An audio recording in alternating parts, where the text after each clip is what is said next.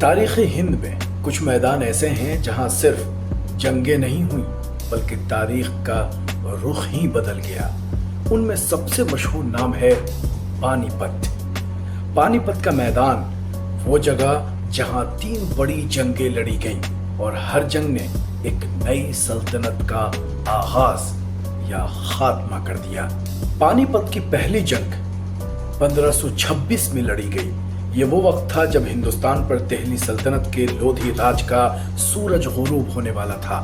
بابر جو فرغانہ کا شہزادہ تھا شمال سے آیا اور ابراہیم لودھی کی بڑی فوج کا سامنا کیا، لیکن بابر کے پاس تھا بارود، توپیں اور سب سے اہم ترک و مغل جنگی حکمت عملی۔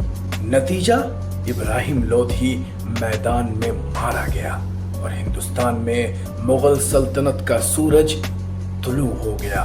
پانی پت کی دوسری جنگ 1556 میں ہوئی۔ اب تخت پر ہے اکبر، صرف 13 سال کا نوجوان بادشاہ۔ دوسری طرف ہے ہیمو وکرمادتیہ، جسے ہیم چندر کے نام سے جانا جاتا تھا، جو خود کو ہندوستان کا حقیقی بادشاہ سمجھتا تھا۔ پانی پت ایک بار پھر میدان جنگ بنا۔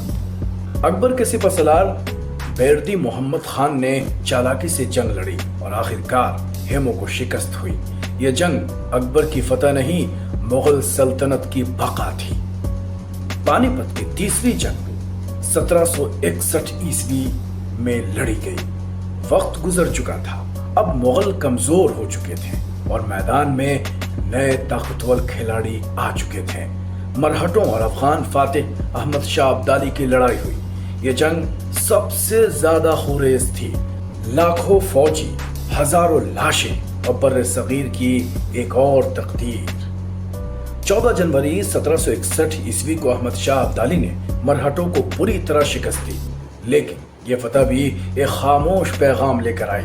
بر صغیر اب کمزور ہو چکا تھا اور جلد ہی انگریز یہاں قدم رکھیں گے۔ پانی پت کی ان 3 جنگوں نے ہندوستان کی 3 بڑی تبدیلیوں کی بنیاد رکھی۔